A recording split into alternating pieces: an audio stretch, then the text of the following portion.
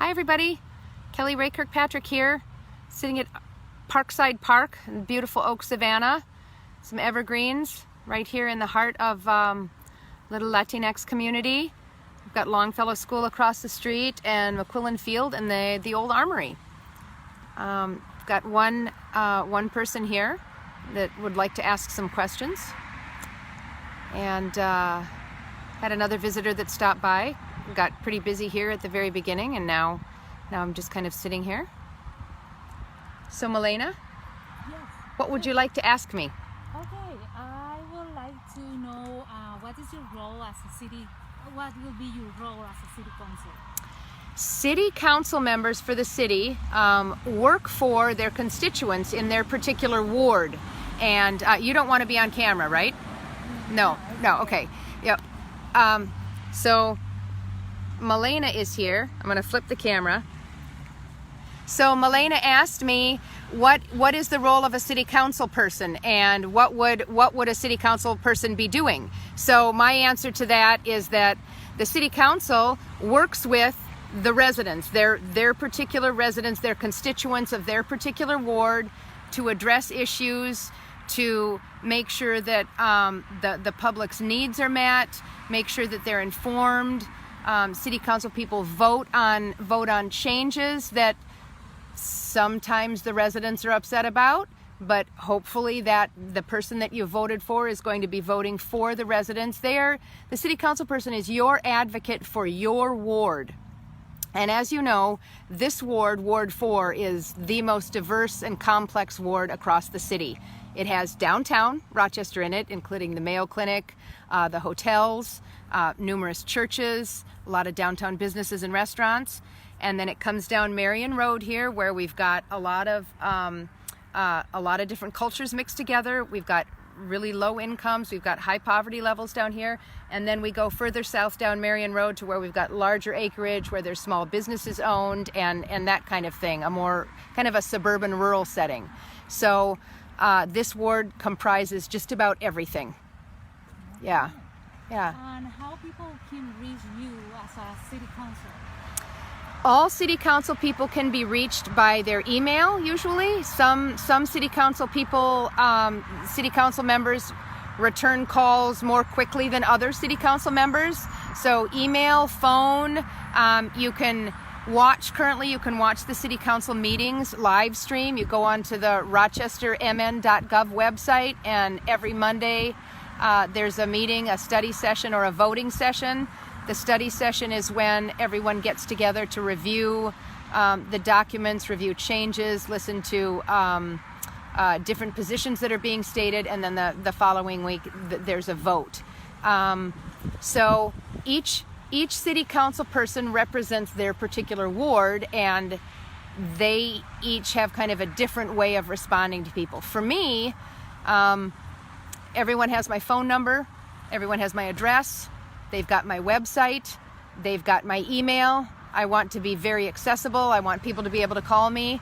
You've worked with me. You know how I am. I'm for the people, and I want to be as helpful as I can to make really good, positive changes. Yeah. And how you will represent all the different cultures that are part in our community? So how will I represent all the cultures that are a part of our community? Well, thankfully I don't have to do it alone. All of the city council people should be doing that together, and I see that as kind of a reciprocal thing. I can reach out, and then people can reach back to me, and I want to continue to stay involved, as I have been, with the different cultures in the community. Obviously it won't be just with food security and community gardens and that kind of thing, but I'll be expanding to do other things, like somebody commented the other night about getting numbers on the bus stop signs. I thought that was really, really, really important, pretty key. We've got the numbers on the bus stations downtown, but there's no numbers. We don't even know what buses are going to stop right up there by the fire hydrant, by the garden. So it would be really nice to know. So that was an excellent suggestion. And so it's working with everybody like that. I want to be available, and I want to continue to reach out, like I reached out to be here for this event tonight, and help everyone to understand that I'm here for them, and no question is too small, and if it's really big, we'll all solve it together, and we'll do what we need to do to take on what we need to do. That's great. Yeah. I think you have more people here. I think we have more people here, yes. Hello. Hi.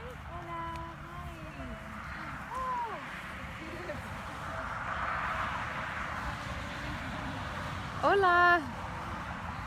We have a couple more visitors here. Just talking, I'm doing Facebook Live. A couple more visitors, yes. Welcome. What is your name? Natalia. Hola. So I am Kelly Ray Kirkpatrick, and I'm running for City Council in Ward 4. Okay. Yes. Yeah, she's coming. She's coming. We have. Would you like to be on the camera, or no? No. Okay, that's fine. That's fine. Thank you for coming. Thank you for attending. We've got some more visitors here at Parkside, just learning about. Hola. ¿Cómo te llamas? Sí. Oh, he is. He is very big. So we've got some voter registration forms here, if you'd like them.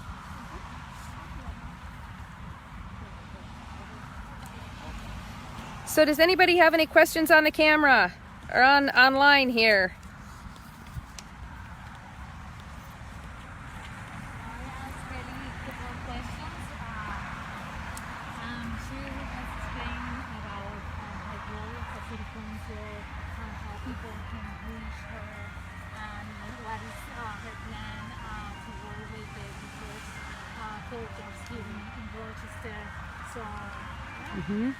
This community is not very politically aware, because so much of the information that's given to them is given in English. So we need to reach out more as a community and provide for things in their native language so that they can become more included in what we're doing in the city and feel that they actually have a voice in our city, and that they know that the city is theirs, just like it's ours. That's very, very important. Yeah. So you say that you will continue working with the community gardens and all the work that you are doing with Rochester Public Library. How you will want to expand that work if you are representative in the council? Right, right, yeah. So did everybody hear what Milena asked? She is hoping that if I do get it, not hoping that I get elected, but hoping that if I do get elected, I would continue my community outreach as I have been doing, and absolutely yes. Milena, that's actually why I'm running for City Council, is because I want to be able to do more. I want to be able to reach out more and understand what your needs are and help to fulfill the role of the city out here in this neighborhood as the role of the city is fulfilling other neighborhoods' needs. Yeah, yeah. How would you go about to accomplish that? Well, Milena actually asked that question earlier, and the question is, how would I go about helping out this particular neighborhood and doing that? And what I said to Milena is that I can't do it on my own. I'm just one. And of course, there are 7 city council members. There's 6 wards, and then the president or the at-large member, and we all vote. So if I carry your voice forward, we may not win what we want, which would be disappointing, but you understand that you've been represented. So the key is really about, I have it on my flyer, communication, collaboration, and coordination. We need to work together to make sure that we can all understand each other and help each other to do what it is that we need to do. So continue to reach out so that I'm an open door for you. You can call me, you can email me, you can go on the website, and I'm always here to answer questions and help out. Yeah.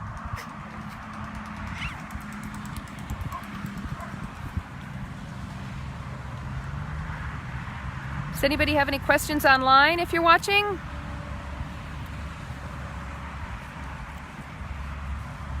I'm glad the kiddos came. Help yourself to a snack if you'd like, and there's some water in the cooler if you'd like some water. No soda. No soda. Just water, healthy water, and there you can have a snack. You know what? I bet you'd like one of these right here. These are kind of fun.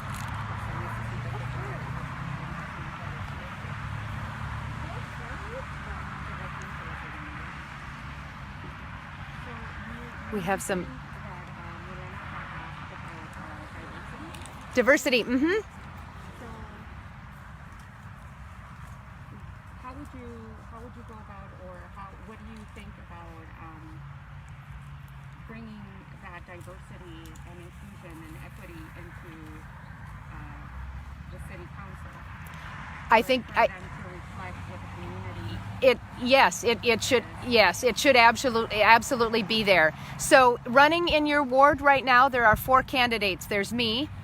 There is Abel Brito, who is a Latino gentleman. Okay, he is from California. He has some wonderful ideas. There is PJ Calkins, who is over in the Slatterly Park neighborhood. He has good ideas too. And there is Katrina Pullum, who is also in this ward. She lives out east of the college, so she kind of covers the east side right now. So there's 4 people running for this position, 2 females and 2 males. So our council has not yet reflected the population of our city. There's only 1 female on the council currently, Annalisa Johnson, and she is not running again. So there are other people that are running to replace her position. There's actually 6 of them. Only one of them is a black man, Donovan Bailey, and only one of them is a female, and that is Molly Dennis. So the other are white gentlemen that are running. So it's been a difficult thing to bring up those cultures to fill those positions. A couple of years ago, Kim Sin, a Cambodian gentleman, he ran for, I believe it was Ward 1 in 2018. So there are more people coming to do that, and I wish they would. I wish we had the community leaders like Anavelia or Mr. Huti from the Somali community. I wish they would step up to take on this role. It's not happening yet. I'm hopeful that it will happen sooner rather than later, because I think it's important. Yeah. That's a very good question. Thank you for asking it. You have more or no more? Yeah. What would you do different or differently, if anything, to address the housing crisis? Oh, the housing crisis is huge. Do you want to be on camera so people can see you? No, you don't. Everybody just has to look at me, I guess. Okay, so your question was, what would I do, if anything, to address the housing crisis? The housing crisis is huge. First, I think the housing crisis stems from just our growing community. We've grown so quickly at such a fast pace. We sort of were negligent about creating housing. We were more about creating hotels and motels for the hospitality industry, which obviously the Mayo Clinic is a very dynamic and positive force in our neighborhood, right? In our community. So we kind of neglected that. So now we're behind the 8 ball. We need to pick up the pace on housing. And I think one thing that would help housing is to raise the minimum wage, that everybody would get paid a fair and livable wage that's based on data that we would gather for our community, that's accurate for our community. It might not be 15, it might be 13, it might be 19, but what is a living wage in our community? And then also we need to adjust the way the developments are. We need to be able to provide housing in a community-like setting. For instance, the Oak Terrace estates over here, each little home has its own yard. That's very different than living in an apartment. You can garden there, your children can go out to play there. And workforce housing is different than family housing. So we really need to pay attention to the needs of the community, and we need to hear your voice to be able to do that, because your voice is very important here. Yeah. I'm so glad you came with questions. Good for you. You get a gold star.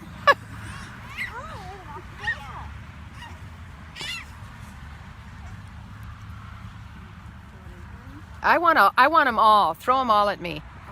What do you believe are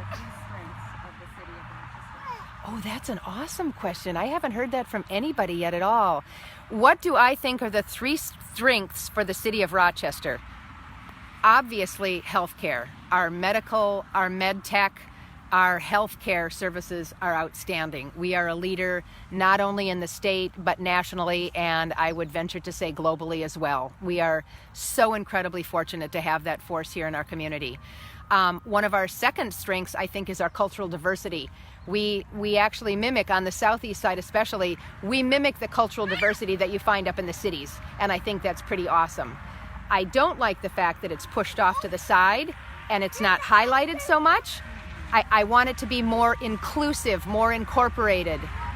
And I don't know how to do that by myself. I would ask for your help, and I will champion and advocate for you to have for there to be more inclusivity in that, instead of having you pushed off to the sides. It seems like that's where those demographic, those culturally diverse groups are. They're not incorporated in the mix of everything else that we do. And that's so unfortunate, because you have you add so much value to our community. Yeah. I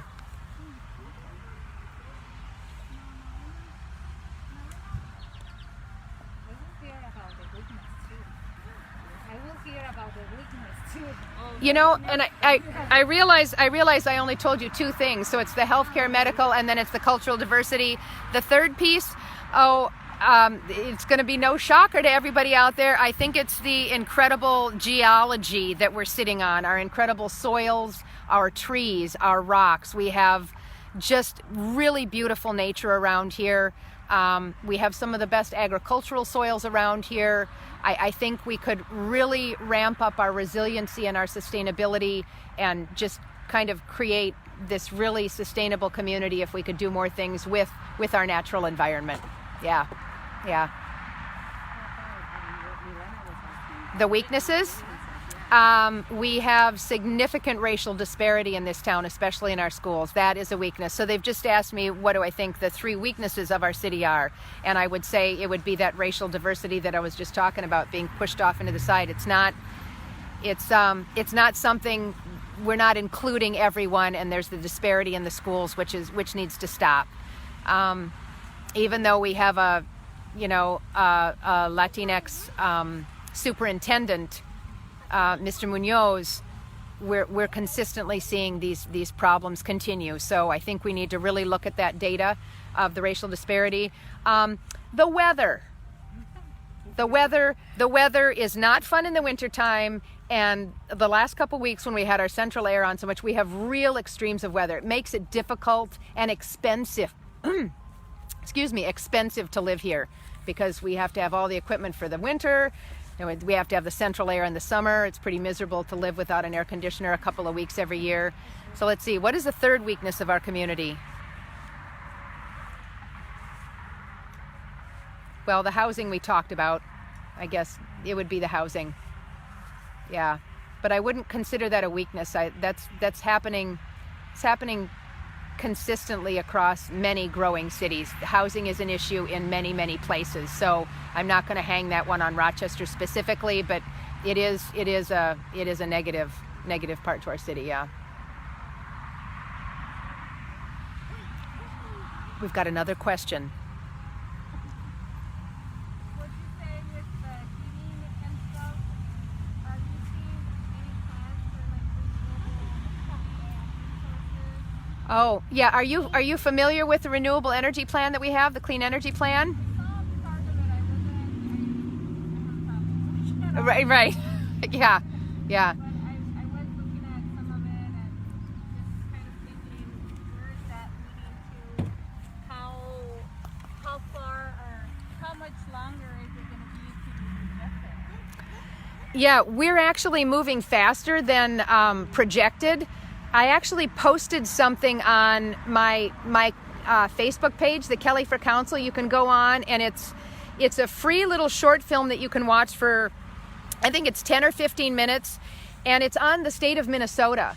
Minnesota ranks we're highest in the nation for renewable energy and clean energy. We're sort of breaking the barriers, we're installing it faster. And Mayor Brady, prior to Mayor Norton, was the one that signed the initiative to get this put on. And of course, Mayor Norton has carried this on, did some work in Germany, bringing a great plan over here, and then she set up the sustainability plan that she initiated in the wintertime. So clean energy, I think we're moving really quickly on that. But like I said Wednesday night, it's not just about clean energy, it's also about how much driving we're doing back and forth, where our food is coming from, how much, how many things are being shipped into our city, how many things are going out, how do we somehow keep things more local to keep our economy more localized, and also so that we, don't have so many outputs.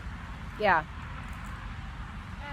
How I said, I guess I'm not really familiar with it, how I said, but how is that cost effective for the community? All these changes, like, I know for like some stuff, it could end up being more expensive for the community to start off with, or even, it shouldn't be in the long run, but some contractors or some places can take advantage of that and have an extra charge. How much is that going to actually affect the community? How will it affect the community in that way? Okay, that was a very long question, but I think I understand what you're saying. So what she's asking is, all of these changes that we're going to implement, how is that going to affect the community, and maybe the transparency or the accountability of that? Are we going to have to spend more for those kinds of things to implement them? That was your question? So I think we have pretty good oversight for the things that we're doing and the things that we have planned. One thing with the renewable clean energy especially is that the prices come down so much on it. It's cheaper than coal now, which is why the coal plant was closed down, right? So we're actually paying less for our energy in a way than we were before, if you consider all of those things that you just mentioned. Yes, we have to make the changes, but we don't have pollution to the environment, which was never accounted for before. It's coming in a different factor than pollution to the air or pollution to the water. So that transparency and that accountability, I think, is increasing. It's getting better. But along the lines of what you asked, one of the concerns I have is for about the Calmer landfill that a lot of our trash and our waste goes to. I'm concerned with the Post Bulletin building being torn down, the Seneca plant being torn down, and then potentially the Ampey site, which is by Kmart downtown. There's a couple of ideas about what to do with that and how we could really improve the city by developing that area. If those buildings and all of those structures come down, I'm concerned with where that waste is going to go. When we designed the Calmer landfill, when we built it and we projected for how long it would last, was all of the growth of our city accounted for in that? Did we plan on putting 3 huge buildings into the landfill? And the city doesn't oversee that. There's environmental factors from when they take it down. They need to meet environmental guidelines and pass and everything, but that's a concern I have. I think we need to maybe stop tearing so much down and retrofit, redesign, and use what we have more. We've got a pretty talented group of people in the city that can do a lot of stuff like that.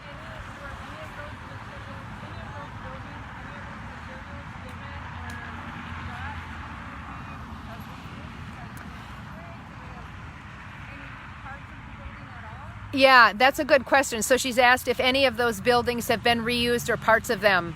I actually watched the Post Bulletin building come down because I live just down the street from the Post Bulletin, and all of the ductwork, that heavy old like steel ductwork from the heating from their HVAC system, that was all put in a pile, and I'm sure that was recycled or reused and taken off separately. But the other materials, they're just waste. They can't be reused because it's a mixed. It's kind of like a mixed medium. There's concrete in there, there's brick in there, there's bits of insulation, and they did the best job they could to separate those things out, but what we're left now is sort of with just a bunch of waste. So yeah, with the LEED certification we have for the city, I think we're monitoring that a lot better now. What's going to be happening with how we continue to build, but I'm hoping that it's going to get better. We need to transition into a far more sustainable city than we have been. That was an awesome question, by the way. They've brought notes, everybody. They brought a piece of paper with notes. They both did. It's pretty impressive. If you received the $1 million grant to use for the city in any way you wanted, what would you do with it and why? Oh, wow. That really puts me on the spot. If we received the $1 million grant, or me specifically, if I received a $1 million grant to do whatever I wanted to do with it for the city, What would you do and why? what would I do and why? Wow. Boy, I'm torn. I'm torn. One of the things I would do is I would try and buy up such a large parcel that it could be, not replatted per se, but redesigned as a subdivision, like some of our newer subdivisions up by Century High School, the old Country Club Manor. These were large developments that were done in our city to provide housing for people, and they were done on a level that created community.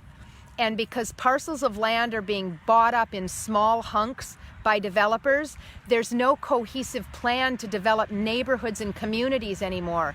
And that really bothers me. So the $1 million wouldn't get the 61 acres, downtown, that Kmart facility from 4th to 9th, unfortunately.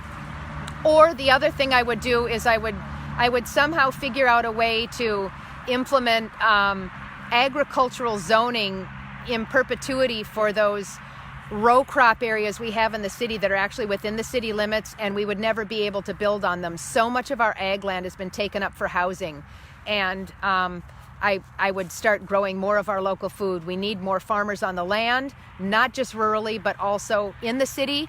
And I think growing more food is only going to be beneficial. It's going to shorten the supply chain. We've got that awesome Seneca plant on 20th Street that does freezer food. Freezer food is sometimes more nutrient dense than fresh food because it doesn't travel so long. I kind of have this secret dream of seeing all of the grocery stores in town with our own locally produced food, and we just eat our own vegetables. Pretty radical idea, but we can all dream, right? Yeah. So I guess those are the two things that first come to mind since you put me on the spot.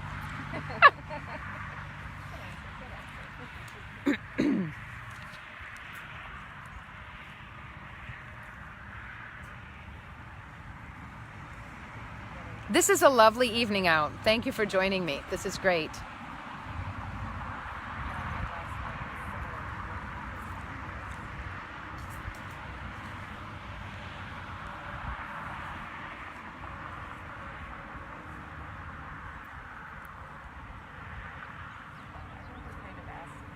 Did you ask me everything? Okay. How do you plan to involve residents in the decision-making process in our town? Got it. The question is, how do I plan to involve residents in the decision-making process in our town? One of the things I suggested a couple weeks ago, we have this great feature called Polco, and surveys are done through Polco. You can log on and answer questions about what your preferences are. I would like to see that broken down into the specific wards, because maybe wards 1, 2, and 3 would really like something, but maybe 4 and 5 would not. And that would help guide the city in understanding what we should do, what we can do where to keep the residents happy and to meet the residents' needs. And I really believe in reaching out to the community for feedback. Not that it should be this huge melange, this mixture of all kinds of people's comments, but just as feedback, to understand that you're being heard, to understand that your voice matters and it counts and we can listen to it. And if a bulk of those answers are sort of leaning in one direction, we need to honor that. We need to honor that as city leaders and understand that there's a strong component here that is wanting this particular thing, and we need to honor that. So I guess that's that's how I'm thinking about doing it, is just reaching out. I'm president of the East Side Neighborhood Association, and I've been hearing feedback about the train, so I just kind of threw out on Facebook and then also on Nextdoor, is anybody bothered by the train horns at night? And then Randy Peterson from the Post Bulletin picked up on that, because he's on the email distribution list, and he did a little article about it, and a couple of the board members were asked, so we started a petition. But I wanted feedback first before we actually go through with this petition. And right now, the trains aren't running as much because we're sort of in a recession. The corn isn't up yet. Once the corn is up and we start doing the ethanol stuff with corn, then the corn will be shipped more. And also a lot of the rookie drivers have been furloughed, so they're not doing sort of those obnoxious, really super long horns just to sort of protect themselves so that everybody hears them. So we need to wait on that. But I think I had about 40 responses. And of those 40 responses, only 2 of the people said that the trains didn't bother them. So 38 people out of 40, that's quite a bit of a percentage of the population that responded, you know, and saying, no, we don't like the train horns at night. We would like the trains to not use their horns between 11 p.m. and 5 a.m. So that's what I think I'm about, is popping those questions out to the public and asking. Not that we might get our choice, because I'm just one vote on the council if I were elected to represent you, but having a strong voice, I think, is really important, and pulling together and making our voice heard. Yeah. What do you hope to accomplish at city council? The question is, what do I hope to accomplish as a city council member? And that actually, what I hope to accomplish is what you want me to accomplish. That's what I hope to accomplish. I want to carry your voice. And not just for Ward 4, but for everyone. I care about the air quality all over Rochester. I care about food security all over Rochester. I care about transportation for everyone in Rochester. And I care about transportation for those people that even live outside of our community and come in. They need to have a viable transportation system so that they can get to work. So it's not about what I want to do, it's about what I can do for you. And I want to listen, and I want to carry your voice and be an advocate.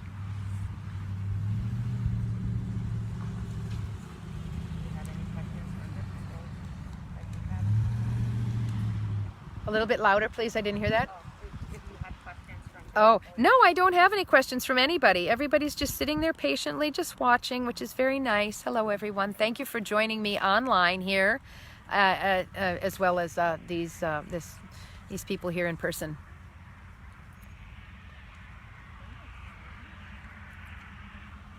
I think this answers. If you're not elected as council member, what would you do to try to help and work on ideas or issues that are important to you? If I'm not elected, how would I continue to work, or what would I do that's important to me? I would continue doing what I'm doing. I am very community involved. I've been attending the city council meetings for almost 2 years. I'm president of my neighborhood association. When my term expires from that, I have to take a year off. I hope to be put back on the board. I want to continue to work with our neighbors to improve our neighborhood. I want to be a part of what happens with the mini roundabout, 11th and Center, that's kind of proposed in our area. I want to continue to make upgrades to MLK Park and grow our neighborhood around that awesome park that we have. So I'm still going to stay connected to my neighborhood and where I live, and I'm going to be a strong voice for speaking out.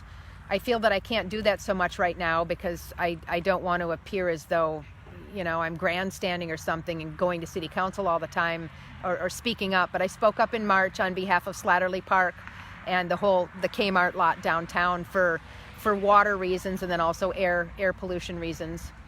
Yeah. So I'm going to keep doing what I'm doing because it's what I do. I guess it's how I'm wired.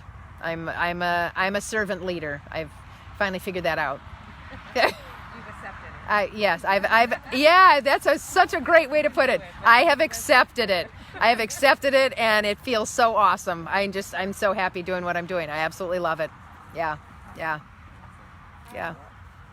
mentoring anybody else to kind of follow your lead, or are plans in that, how you can teach others to be somewhat like you, or giving a hand, or guiding people to do kind of what you're doing as of right now in the community? That is such a beautiful question. That is awesome. I was just asked if I'm mentoring anybody and trying to teach anyone to do what I'm doing. And actually, I'm going to challenge the city council members right now that each and every one of them needs to start taking on 1 or 2 mentors. And high five each other, because that's exactly what we should have. We need to have mentors that can observe us. And that's what I did, actually. Mark Bilderbach, our current Ward 4 council member, was my mentor. I was completing one of my graduate degrees. I didn't complete my biology degree. I was told to go ahead and instead publish my thesis on food security and urban agriculture, which I'm kind of sort of doing, but I just led with my other leadership education degree. And Mark Bilderbach, I interned with him. So we interacted, not as much as maybe we both hoped we could because we were both so busy doing things, but no, that's a phenomenal idea, the mentoring. So I learned everything I could from Mark, and I'm actually a little concerned that there's so many council members leaving. We've got a pretty significant economic crisis right now, and there's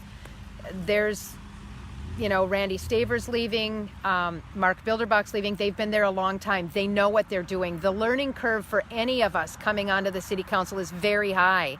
And it's going to take a lot of understanding and learning, and I don't know if the city's going to be better for it initially. I think it will in the end, and I know that those council members will be there for us as we come on. They will help us out. But yeah, we need to have mentors. I do have an intern in my home garden. I'm trying to teach everything I can about integrated pest management and soil biology and how to grow food. And this person is wonderful. She approached me about 1.5 years ago when the seed library opened, and she actually happens to be one of our unsheltered residents in our community, and she is phenomenal. She's dynamic, she's intelligent, and I love helping her. And she's learning a lot so that one day she can have her own garden and produce food for herself. So it's great. Yeah.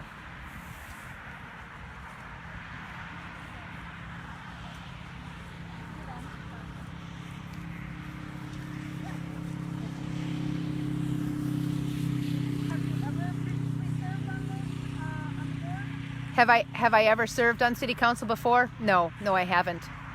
Nope. I sit on the Olmsted County Community Services Advisory Board.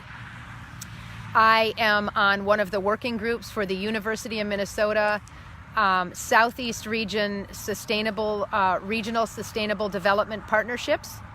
I sit on the board for Growing Home, the Alternative Learning Center Garden.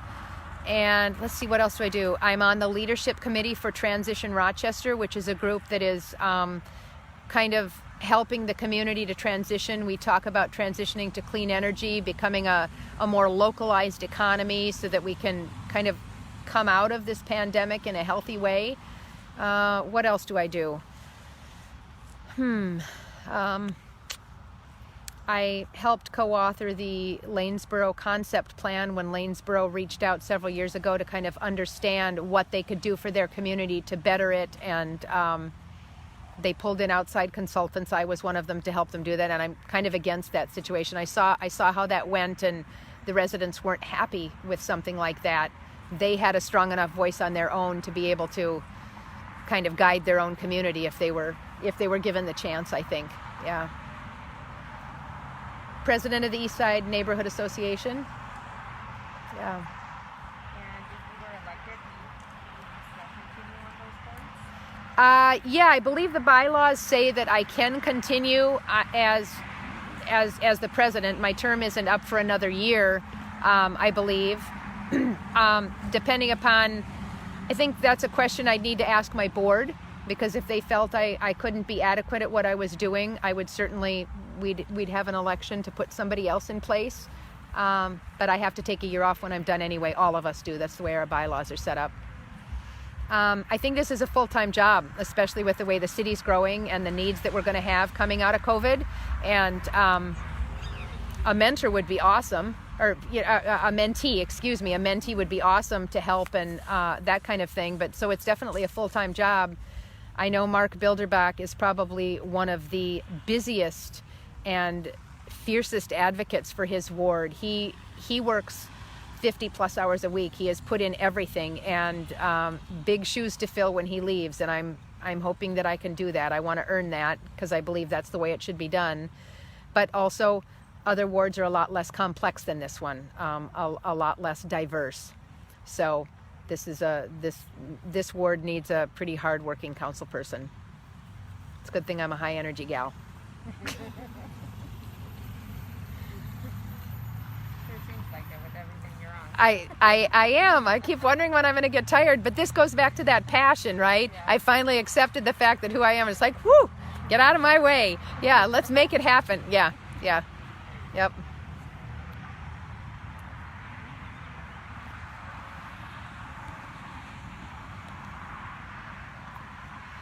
Oh, I have a question from someone online here. I have to take my glasses down. Okay.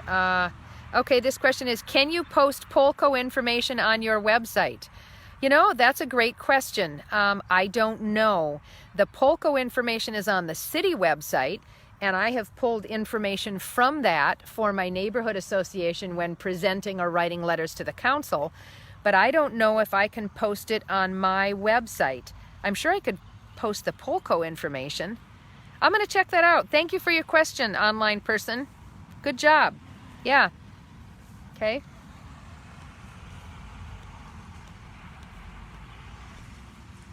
That's the only other online question that we've gotten. So. What are the characteristics that make you a great leader, a good leader? Oh, are there any characteristics that make me a great leader? I would have to leave that up to other people to answer. Because you know, somebody was talking to me and they said they supported me in this run, and I asked them why, and they said, because you listen to people and you get things done and you have a heart. And I said, wow, that is so awesome, thank you so much, can I use that? And this person said, absolutely, because that's who you are. And so that's kind of the motto, the little quote I have on my website and on the flyers that you have. And I don't know if those are leadership traits. That's just who I am. I think if I'm elected and at the end of my first term, I guess I'd have to turn that back onto you and ask everybody what you think my leadership qualities are. Thanks.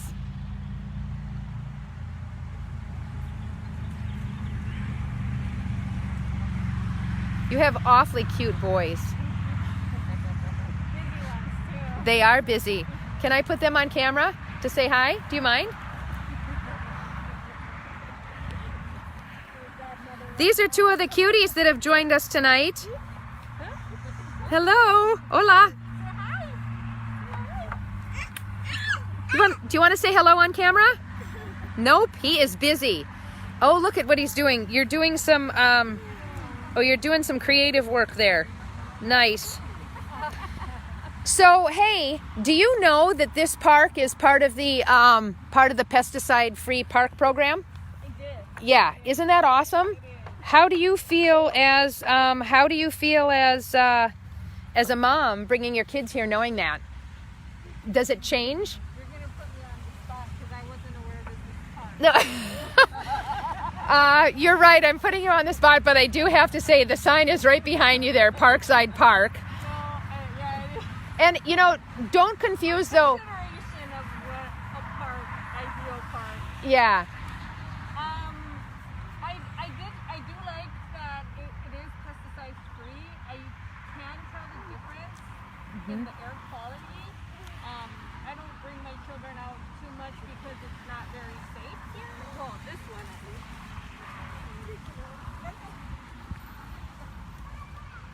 She's chasing her kid. The kid is running away.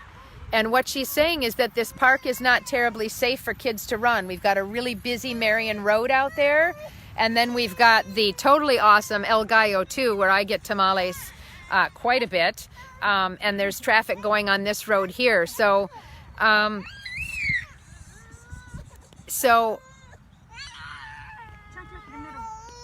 are you... I'm thinking maybe a fence is in order. A Speed limit? Yeah. I think a fence is easier to do. Yeah. It could be much easier to do. We were talking about that this morning, Mm-hmm. and I think it's very. So the speed limit on Park Lane. So definitely. So maybe some traffic engineering. Would he like a snack? These are pretty healthy. They're all fruit. ¿Quieres? Mira. Ven, ya no llores. So Park Lane, people go really fast on Park Lane, and I think maybe one of the things that needs to happen is maybe some traffic engineering, some traffic calming things, like maybe speed tables, speed bumps. I think more lighting as well. More lighting. Okay. But I do, the pesticide free, I do like that. Like how I said, just the general air quality. Mm-hmm. Is, I mean, you can tell. Yeah, I think you still don't want to be on camera, right? Okay. I think you hit it on the head, and that's really awesome that you noticed that. Yeah, when you stop using pesticides and herbicides, the air quality changes a lot. It improves greatly. And not only, is it safer for the kids and us, it's safer for the birds and the bees and all the critters in the soil. So I commend the Parks Department for going that way. One, it was a huge money saver, right? They didn't have to put that stuff down. It's less labor intensive. They don't have to do it. You're making yourself comfortable. Nice job. Nice job. Have you ever pitched a tent here? Have you ever camped out here? It would be pretty loud and noisy, I guess. But the trees, the shade is really lovely here in this park. This is one of our, I'm flipping the camera. This is one of our lovely Oak Savannah areas in the city here. This would have been one of the more native prairie type areas back when our city was founded. So we don't have a lot of these areas left in the city. And as many of you know, we don't have a lot of tree canopy that's recommended for our city, but this is a pretty nice, cool, breezy place on a hot summer day.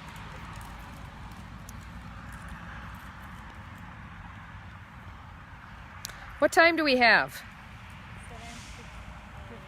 7:56. We've just about used up all of our time.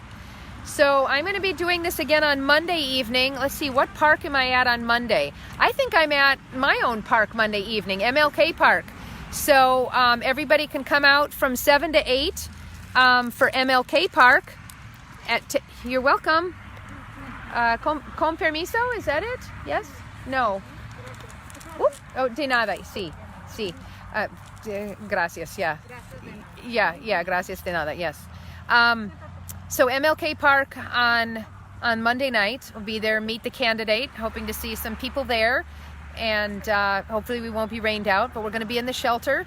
And I can give you a tour of the new MLK Community Food Garden if you'd like to see it. It's a great partnership with the city and the county, and Boys and Girls Club and Project Legacy and SHIP. Olmsted County Public Health was a big part. SNAP Ed, University of Minnesota SNAP Ed, big part. So we're really excited about that. And MLK Park is just, well, it's MLK Park. It's one of the best parks in our town. So thank you for listening. Thank you for watching. Answered some really great questions tonight. Thank you very much for coming and asking those. And see you Monday night.